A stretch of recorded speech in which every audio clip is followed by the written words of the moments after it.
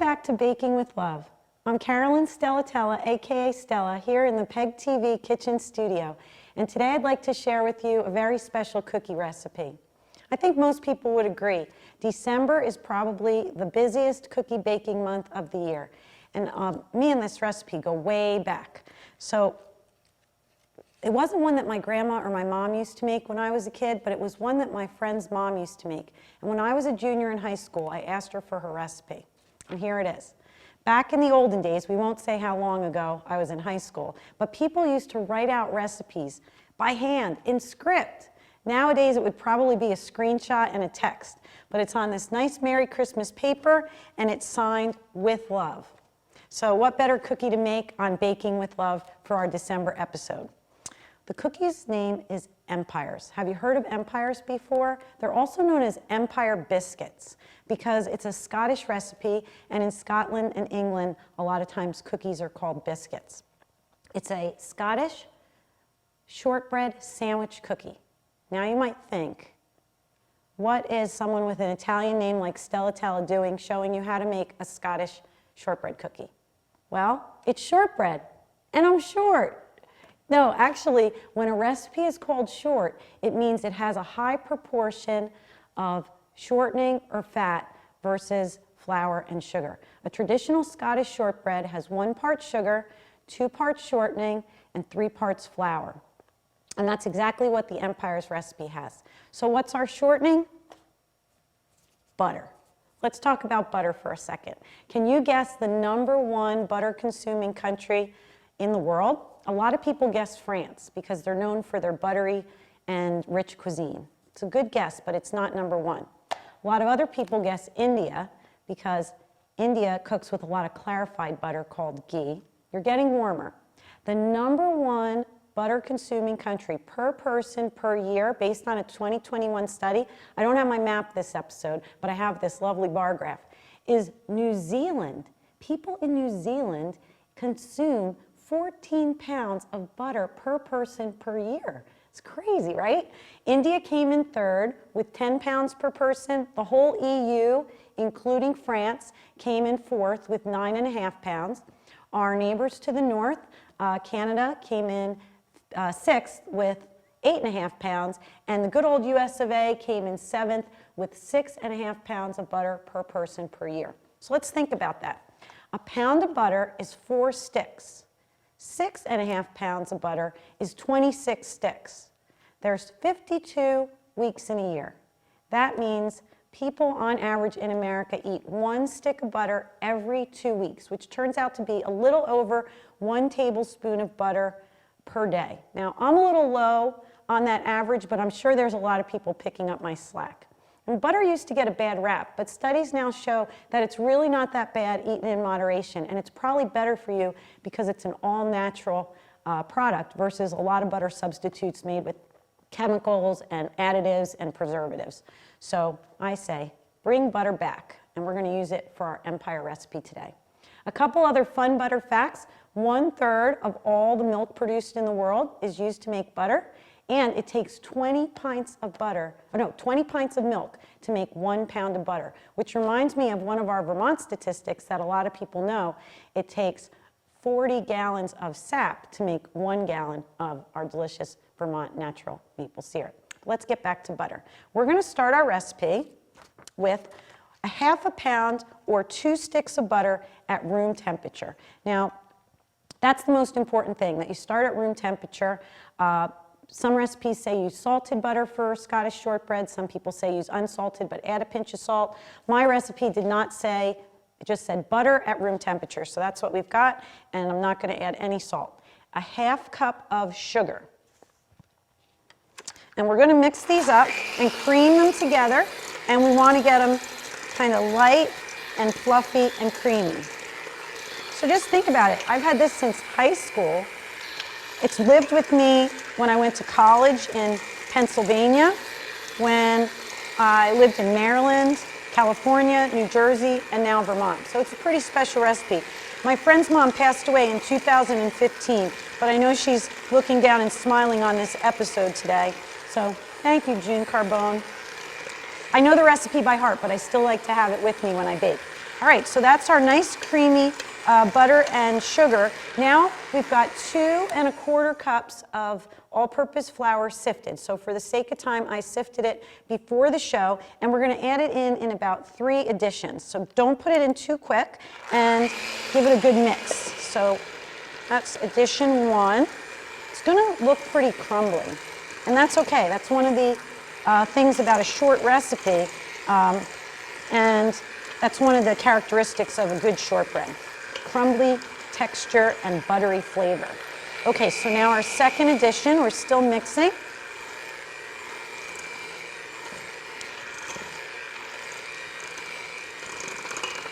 And our third addition, and then a generous sprinkle of love.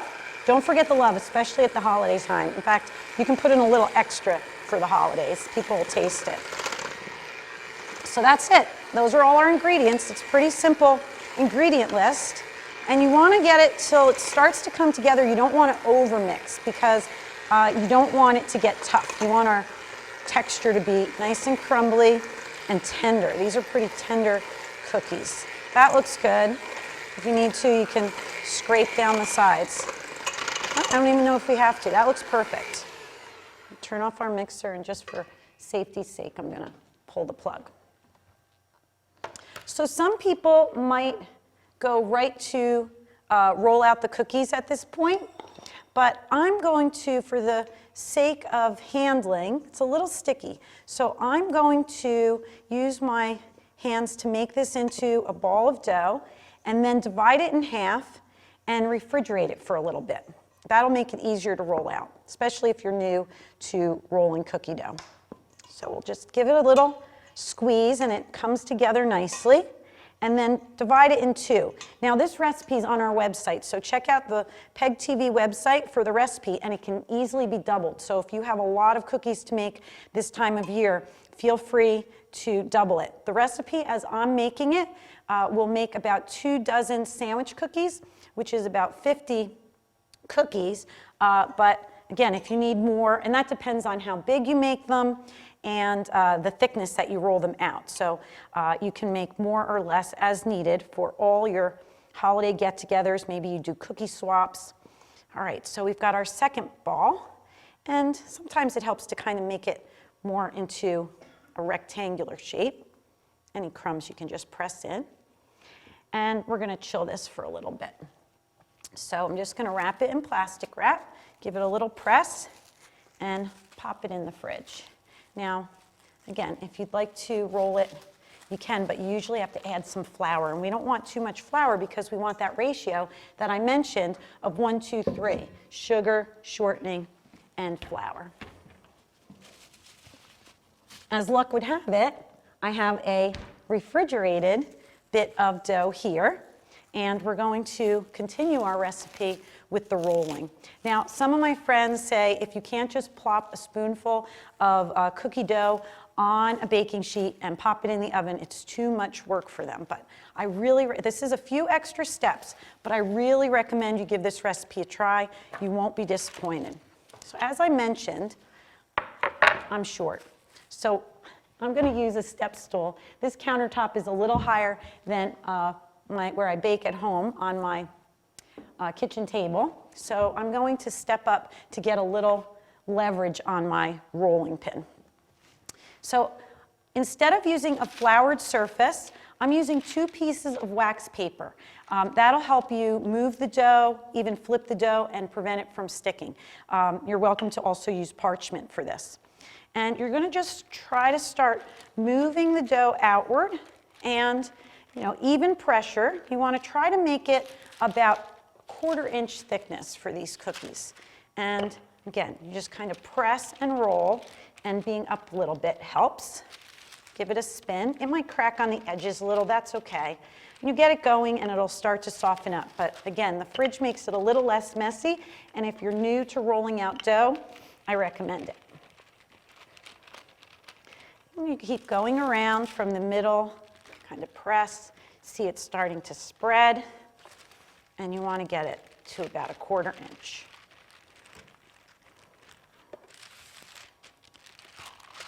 You can even flip the wax paper, which is a little bit easier than flipping the dough when it's just on a flour board. So I'm going to flip it. Keep rolling.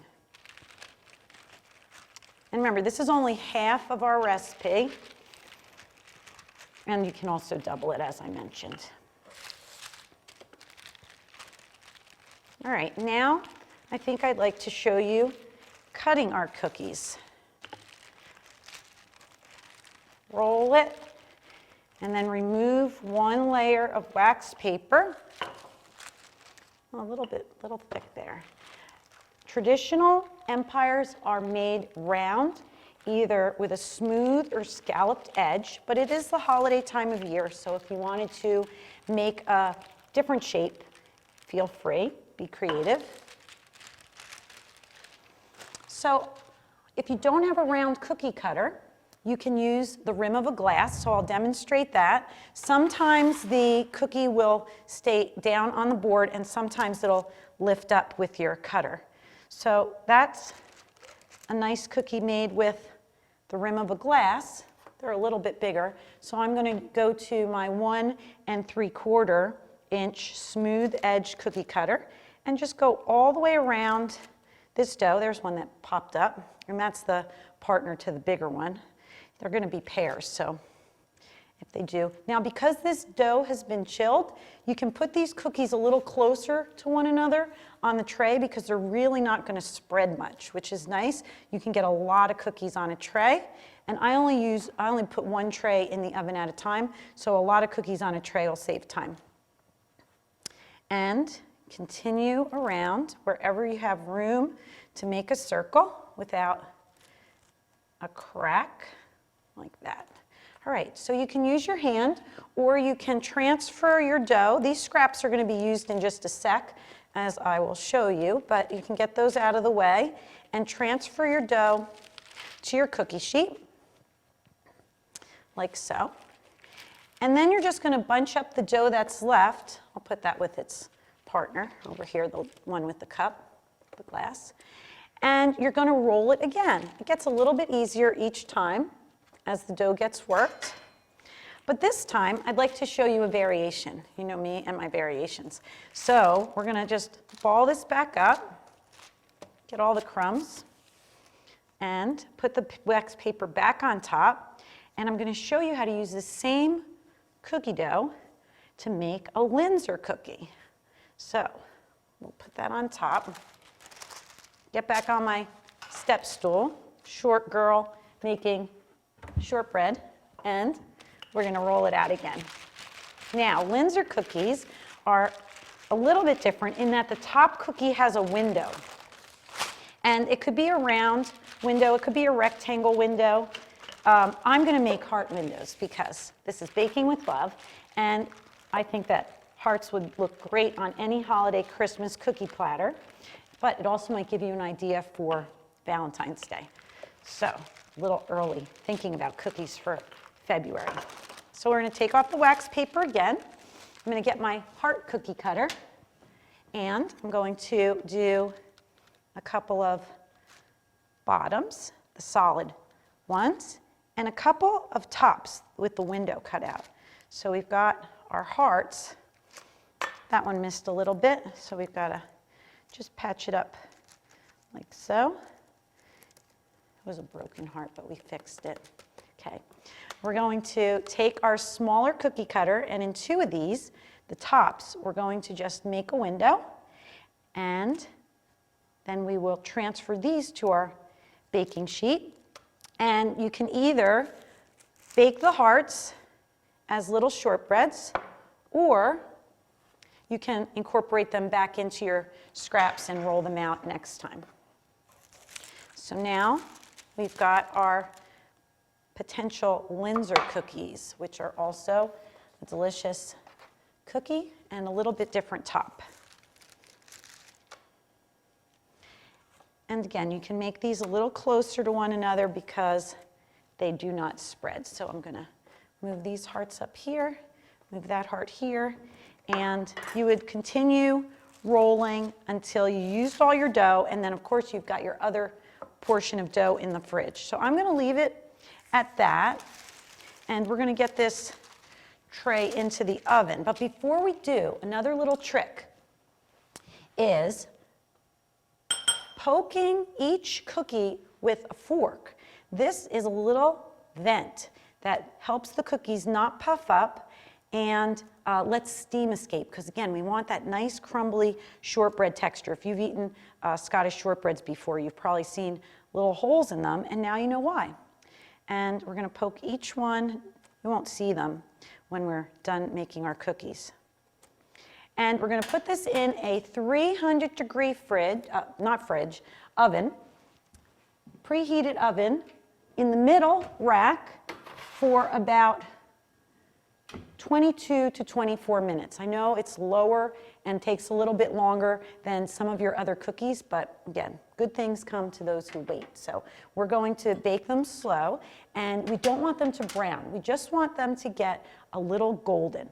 So through the magic of TV, here we have that perfectly baked platter of shortbreads, and you're going to let them cool on a rack on the cookie tray for about 5 minutes before you transfer them to the cooling rack. And actually, now use your imagination, and they're on the tray for 5 minutes, and now they're going onto the cooling rack, and we're going to let them cool all the way. There's our window cookies for our Linzers. There's our little bit bigger cookies from the glass rim, and then there's our, you might need a spatula for this when they are still warm, but we're going to use our imaginations again and let these be perfect temperature that we need right now to finish assembling our empires. So now we're going to make our sandwiches, and traditional empires are made with raspberry jam. So we're going to flip over half of our cookies, and we're going to apply the jam to the bottom of a cookie.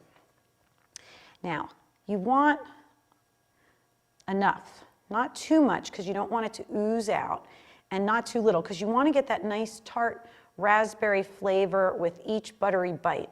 So something like that. Now, I'm using seedless raspberry jam.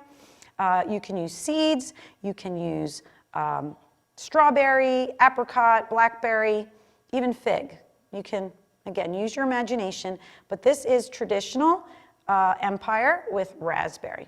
So again, you want to get not all the way out to the edge, and not to be too chintzy either, because that one needs a little bit more. That's the love, just the right amount of jam. And then you'll find a like-sized cookie. Hopefully all of your cookies are about the same size because you used a cutter and you rolled them out evenly. And you'll just lightly touch, and you'll see that little red zip of jam. Those look perfect. I'll do a couple more, but you get the idea. Oh, another little Empire trivia. The world's largest Empire biscuit was made in Scotland in 2017 for a jam and ham festival in a small town, and that was by a jam company, and it was 36 inches or 3 feet across and weighed just under 40 pounds, and it used 16 pounds of butter and 10 jars of jam. So that was one big empire. Another interesting fact about butter, the first butter factories in the US were in about the 1860s. And another interesting thing about these cookies were they have some different names. They used to be called Deutsch cookies, but in World War I, the Scottish and the English changed the name to Empire cookies. But no matter what you call them, they are delicious. All right, so that's how we do the empires. Remember, they are a sandwich cookie. Now let's talk about the Linzers. So again, you're going to flip the bottom cookie, bottom side up, and apply the raspberry jam about the same thickness. Again, not too much, because when people bite them, you don't want it gushing out, but not too little, and in every area of the cookie, so every bite gets a little bit of that nice tart raspberry flavor. The Linzers and the Empires are finished a little differently, so we'll just talk about that in a sec. Get that, oops, get that little bit of jam over there, get that, it's kind of flowy, and it's a little warm, so it's easier to work with than right out of the fridge. Okay, so there's our Empires, there's our Linzers.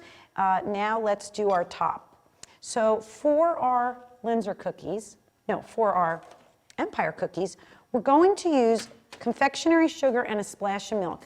My recipe card that I showed you did not have any proportions, so the recipe I gave you on the PEG TV website also does not have any proportions, but I can tell you the consistency we're after.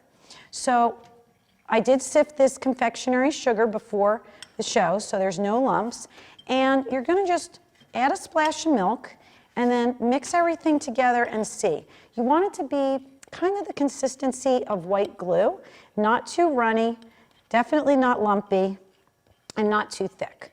And don't worry if you make it too thin, you add a little more sugar, and if you make it too thick, you add a little more milk. This could probably add a little more sugar to this. So again, I have my sifter, and I'll just give it a few taps and swirl that around. And I do the icing on top of the cooling rack in case anything does drip off. That way it won't pool and make the bottom of the cookie wet, because you want when people pick them up to be neat. All right, this is starting to come together nicely for our icing. Just get all the sugar incorporated. You can see that. And then I'm just going to use a little spoon to place a little bit on top of each Empire.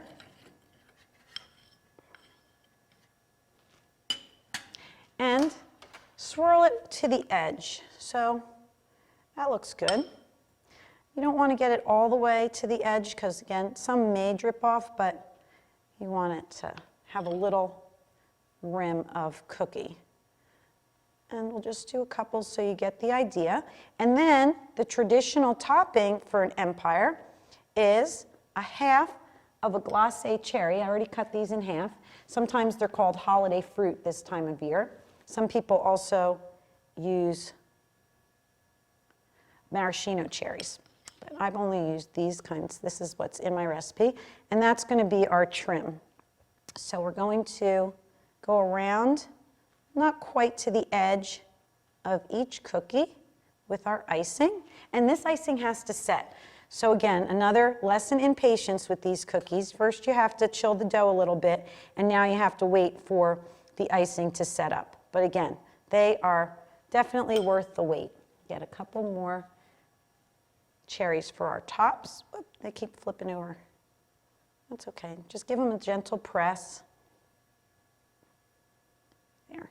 And now for the tops of our Linzers, I'm going to use my I'll use my parchment. We're going to transfer the tops to our parchment, and these are traditionally dusted with confectionery or powdered sugar.